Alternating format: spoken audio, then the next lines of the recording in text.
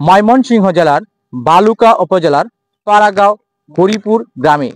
এখানে একজন প্রান্তিক খামারি যিনি মহিষ লালন পালন করেন। কিভাবে এই মহিষগুলোকে লালন পালন করা হচ্ছে, অনেকে মহিষ লালন পালন করে তাদের লস হয়, কেন লস হয়, কিভাবে আপনি পালন করবেন, এইসব বিষয় নিয়ে পূর্ণাঙ্গ প্রতিবেদন থাকছে, আশা করি সাথেই থাকবেন। আপনি মহিষ লালন পালন করেন কত বছর যাবত? বহুত বছর। শুরু থেকেই? প্রথমে কয়টা থেকে শুরু করেছিলেন? এই প্রথম শুরু করছি দাদা দিয়ে গেছে, দাদাটা বাহার বলছে, বাহারটা আমি করতেছি। আর শুরু কি বুঝতে অনেক কি মহিষ লালন পালনে আপনার খরচটা কেমন হচ্ছে? খরচ কম, লাভটা বেশি হয়। লাভ বেশি।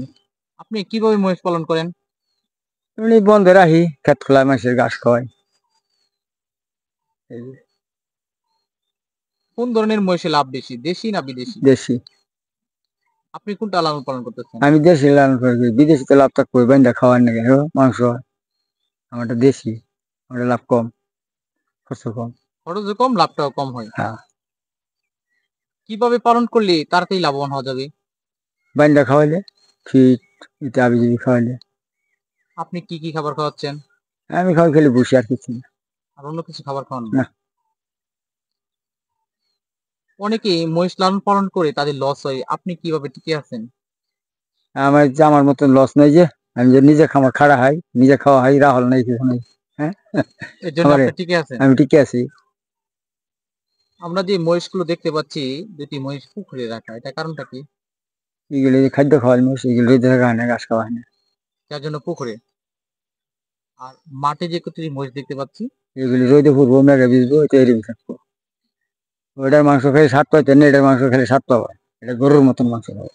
যেটা রোদ্দুরে দেশি গরু ফুটতেছে। ভালো হ্যাঁ, না যারা রোদে, দেশি গরুর মতন মাংস খেলে স্বাদ পাবা। ওই যে দেশি গরু বানিয়েছেন রোদে মিজে, এটা মাংস খেলে যা স্বাদ থাকবো। আর পোল্ট্রি গরু মাংস খাই দিন কিরকম স্বাদ থাকে, খালি সবরি তেল। আর এটার মধ্যে তেল নাই, গরু মাংসের তেল কম, মাংস বেশি। অনেকে মহিষ লালন পালন করে তাদের লস হয়, এটা হওয়ার কারণটা কি?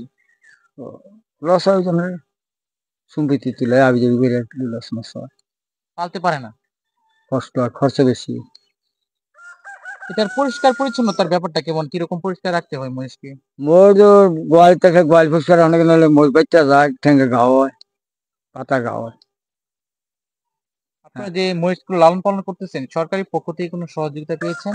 না, কোনো সহযোগিতা নেই।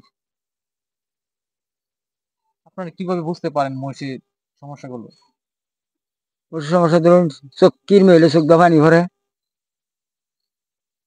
তখন বুঝতে পারেন যে সমস্যা। হ্যাঁ, কিরমি হয়েছে ভাই। কি কি সমস্যা দেখা দেয়? এই ধরুন রোগ লাগি তো হয় না, হঠাৎ বাদলা রোগ হয়। বাদলা রোগ হয়, আমি যে শরীরের মধ্যে অ্যালার্জির মতন ঘাও হয়। তখন বুঝতে পারেন। তখন ধ্যান রাখলেন যে শরীরের মধ্যে গুড়ি গুড়ি ধরে গেছে, তার মনে হয় রোগ হয়েছে। রোগ হলে ভ্যাকসিন করে দিলে শেষ, বাদলা রোগ। আর এমনি কোনো রোগ নেই। আপনি কি আর বেশি আকারে মহিষ লালন পালন করবেন? না, এখন বুড়ো হয়ে গেছি, এখন যেটি আছে মানুষ হোক আল্লাহ দিলে, যেটি বিয়া হয় আমি থাকতে থাকতে। পুকুরে যে মহিষটি দেখতে পাচ্ছি, এটা কি আপনার?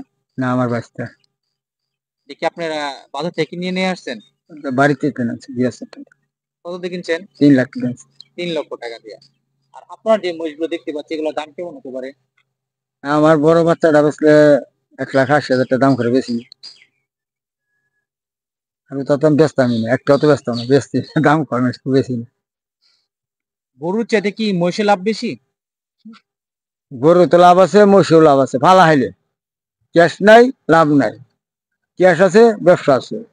এই যে বেটায় গাড়ি চালাতেছে, এই গাড়ি যদি না খারাপ মাছের ব্যবসা পাবো, তাহলে এই মনে করবা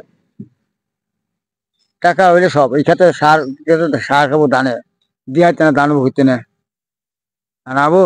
না। আর বেটার ক্ষেত্রে সার বেশি, ধান বেশি। আমার ক্ষেত্রে খরচা নাই, ধানও নেই। যত্নে মিলে রত্ন। রত্ন।